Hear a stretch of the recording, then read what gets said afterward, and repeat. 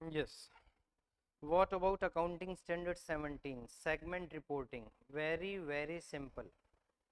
बेटा किस क्वेश्चन पे सबसे ज़्यादा फोकस रहना है तो आपको बहुत आसान है, आपको आपके सेगमेंट्स जो हैं वो आइडेंटिफाई करने आने चाहिए कि कौन से सेगमेंट्स आपके रिपोर्टेबल सेगमेंट्स हैं, आपको किन किन सेगमेंट्स की रिपोर्ट प्रस्तुत करनी है, रिपोर्ट्स बनानी है। क्योंकि बेटा सेगमेंट्स तो बहुत सारे हो सकते हैं एंटिटी में, segment A B C D E F G H, बहुत सारे काम हो सकते हैं। ठीक है, पता लगा इन सब की रिपोर्ट बना रहे हैं, बेटा बना लो, कोई मना ही तो है नहीं।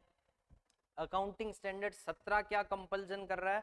अकाउंटिंग स्टैंडर्ड 17 का जो पैरा 27 है मैं वो लगाऊंगा, जो कि लिमिट मेथड बताता है आपको, वो लिमिट्स बताता है आपको कि आप लिमिट्स चेक कर लो, अगर जो जो सेगमेंट उस लिमिट्स को पास आउट कर रहा है उन सेगमेंट्स को रिपोर्टेबल सेगमेंट आपको करना पड़ेगा और उनकी रिपोर्ट बनेगी, सेगमेंट रिपोर्ट बनेगी। ठीक है, तो सेगमेंट चाहे जितने भी हों आपके, लेकिन रिपोर्टेबल सेगमेंट आइडेंटिफाई करने का ही क्वेश्चन सबसे ज्यादा पूछा जा सकता है।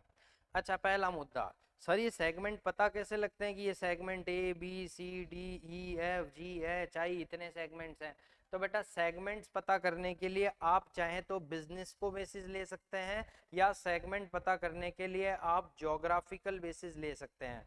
अगर मैं ज्योग्राफिकल बेसिस पर अपने इंस्टीट्यूट का सेगमेंट बांटूं आईसीएआई का, तो वही हो गया southern region, western region, central region, northern region. ठीक है ना, तो वो अपन उसको इस तरह बाइफरगेट, ईस्टर्न रीजन बाइफरगेट कर सकते हैं। अगर मैं बिजनेस बेसिस पे, आपके एक आध सम भी है जिसमें पता है कि भाई आप किसी मालदीव्स में भी सामान बेच रहे हैं, export to Maldives, export to some other country, या फिर इंडिया में भी व्यापार है, तो हम ज्योग्राफिकल लोकेशन बेसिस पर भी सेगमेंट आइडेंटिफाई कर सकते हैं। और हम बिजनेस बेसिस पर भी सेगमेंट आइडेंटिफाई कर सकते हैं, जैसे कि आईटीसी कंपनी के सेगमेंट आइडेंटिफाई करें तो होटल इंडस्ट्री हो गया, पेपर सेगमेंट हो गया, उसका कॉस्मेटिक डिवीजन हो गया, उसके अलावा बेटा फूड सेगमेंट हो गया। तो आप बिजनेस बेसिस पर भी बाइफर्केशन कर सकते हैं।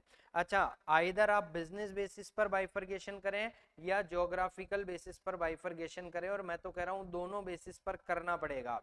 क्योंकि बेटा अगर आपने बिजनेस बेसिस पर बाइफर्केशन किया है और आपको लगता है कि हमारा बिजनेस ही ज्यादा प्रीडोमिनेंट है, इसी में ही ज्यादा रिस्क फैक्टर्स वगैरह इन्वॉल्व हैं, तो आप बिजनेस बेसिस पर जो रिपोर्ट बनाएंगे वो segment report, primary report business basis पर बनेगी, और सेकेंडरी रिपोर्ट फिर उस केस में ज्योग्राफिकल बेसिस पर बनेगी।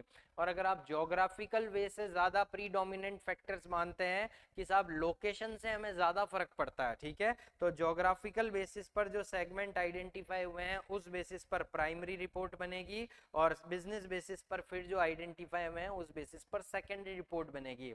दोनों में ये फर्क है कि एक में 7 बातें डिस्क्लोज होती है, ऑब्वियस है प्राइमरी रिपोर्ट है, और सेकेंडरी रिपोर्ट में 3 बातें डिस्क्लोज होती है। बातें क्या डिस्क्लोज होगी वो बड़ी आसान है कि भाई आपको सेगमेंट वाइज रेवेन्यू बताना है, सेगमेंट वाइज रिजल्ट बताना है, सेगमेंट के एसेट्स बताने हैं, सेगमेंट के लाइबिलिटीज बतानी है, सेगमेंट के non cash expenses and depreciation बताने हैं, सेगमेंट का capital expenditure during the year बताना है। ठीक है, और आपकी सेकेंडरी रिपोर्ट पे इन्हीं में से ही 3 बातें रिपोर्ट होती है। ठीक है, अच्छा बिजनेस बेसिस पर बांटने के लिए आप प्रोडक्ट्स को भी बेसिस ले सकते हैं, आप कंज्यूमर्स के टाइप को भी बेसिस ले सकते हैं। जैसे मैं इलेक्ट्रिसिटी कंपनीज की बात करूं तो उनमें एग्रीकल्चर सेक्टर के लिए अलग रेट है, डोमेस्टिक सेक्टर के लिए अलग रेट है, इंडस्ट्रियल सेक्टर के लिए अलग रेट है। ठीक है, या फिर आप प्रोडक्ट बेसिस पे, जैसा कि मैंने अभी एचयूएल को बांटा कि जो मैं प्रोडक्ट बेसिस पे बांट रहा था, आप उस बेसिस पर भी बांट सकते हैं। आप रेगुलेटरी एनवायरनमेंट पर भी बिजनेस सोच सकते हैं, जैसे आईसीआईसीआई ग्रुप की बात करूं तो उनके ऊपर सेबी के भी रूल लगते हैं, आरबीआई के भी रूल लगते हैं, इल्डा के भी रूल लगते हैं, इंश्योरेंस कारोबार में भी है कंपनी। ठीक है, तो आप उस बेसिस पर भी बाइफरकेट कर सकते हैं। ठीक है, और आप प्रोडक्शन प्रोसेस बेसिस पर भी बाइफरकेट कर सकते हैं, जैसे कि खादी ग्राम उद्योग हमने आपको लिखाया था example, handmade cotton, machine made cotton, क्या इसी और वे में कॉटन बना रहे हैं। ठीक है, ज्योग्राफिकल सेगमेंट्स वगैरह क्लियर है, प्राइमरी सेकेंडरी। सर हम क्या मानेंगे कि कौन सा सेगमेंट डोमिनेंट है? तो बेटा आपको आइडेंटिफाई करना है, ये पूरा मैनेजमेंट के ऊपर। अगर आप आइडेंटिफाई नहीं कर पा रहे हैं तो आप अज्यूम कर सकते हैं कि बिजनेस हमारा प्राइमरी में जाएगा और ज्योग्राफिकल फिर सेकेंडरी रिपोर्ट के हिसाब से जाएगा। ठीक है, अब मैंने आपको जो पैरा 27 बोला वो क्या कहता है? लो साहब, पैरा 27 ये कहता है, पैरा 27 ये कह रहा है कि अगर, पैरा 27 ये कह रहा है कि आपने आइडेंटिफाई कर लिए, सपोज मेरे A B C D E F GH। लो बेटा मैंने इतने सारे सेगमेंट आइडेंटिफाई कर लिए। सवाल कह रहा है कि भाई आप बताइए इसमें से रिपोर्टेबल सेगमेंट कौन से हैं। तो बेटा मेरे पास तीन चीजें देखने को, सेगमेंट एसेट्स चेक करने हैं, सेगमेंट का रेवेन्यू चेक करना है और सेगमेंट के रिजल्ट्स चेक करने हैं। ठीक है, अगर हम सेगमेंट के एसेट्स को चेक करते हैं तो डेट मीन्स जिस सेगमेंट में 10% और मोर ज्यादा एसेट्स लगे हुए टोटल सेगमेंट एसेट्स का, तो वो सब रिपोर्टेबल हो जाएंगे।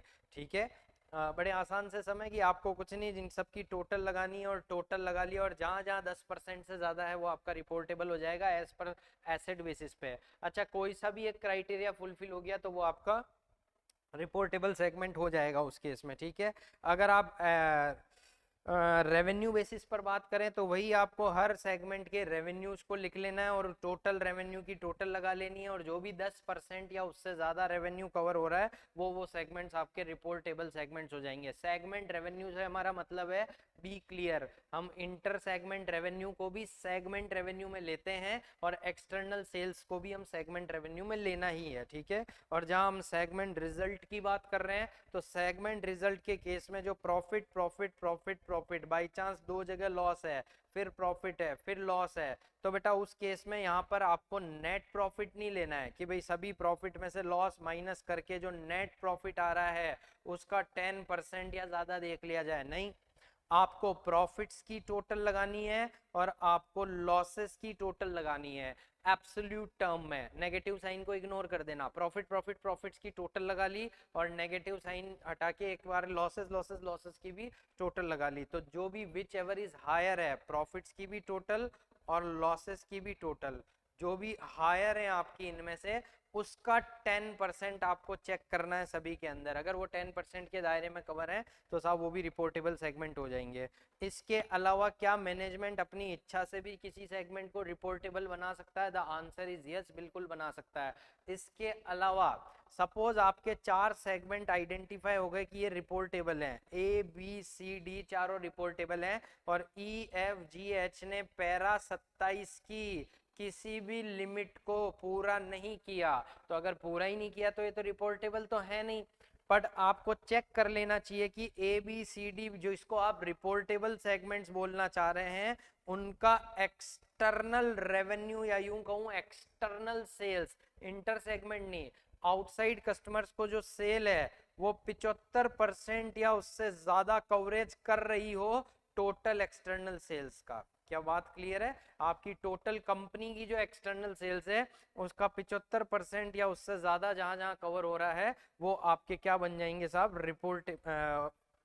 तो उस केस में आपको, क्योंकि 75% और ज्यादा कवर हो गया तो बस बात ही खत्म हो गई। सपोज इनका 70% ही टोटल आ रहा है, इनकी एक्सटर्नल सेल्स मिला के कंपनी की एक्सटर्नल सेल का केवल 70% आ रहा है, तो उस केस में बेटा आपका एक आध सेगमेंट, दो सेगमेंट आपको और सो मोटो सेलेक्ट करने पड़ेंगे ताकि आपकी एक्सटर्नल सेल्स कितनी परसेंट हो जाए? 75% हो जाए।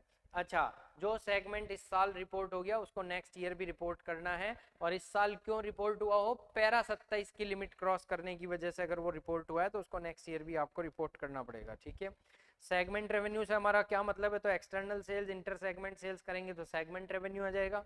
सेगमेंट रेवेन्यू में क्या इंक्लूड नहीं होते हैं? तो साहब एक्स्ट्रा ऑर्डिनरी आइटम्स इंक्लूड नहीं होंगे जो कि AS5 में डिफाइंड है। Gain on sale of investment, interest, dividend income, unless कि वो फाइनेंशियल नेचर का ना हो सेगमेंट।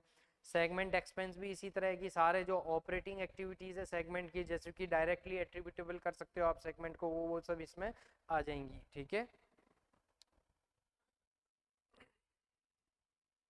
तो आई थिंक ये वाली बात क्लियर है। आगे नोट्स आए नहीं स्टूडेंट के, बट उसके अलावा कुछ है नहीं। एक सेगमेंट एसेट्स और है बेटा, तो सेगमेंट एसेट्स में बस आपको ये बात ध्यान रखनी है कि बेटा जो डेफर्ड टैक्स एसेट्स हैं वो आपके सेगमेंट एसेट्स का, या फिर इन्वेस्टमेंट्स जो हैं ये सेगमेंट एसेट्स का पार्ट नहीं बनेंगे। और एक क्वेश्चन भी है जिसमें डेफर्ड टैक्स एसेट्स को पहले माइनस कर रखा है, टोटल एसेट्स दे रखे हैं सेगमेंट वाइज, और उसके बाद सेगमेंट एसेट्स निकाल रखे हैं।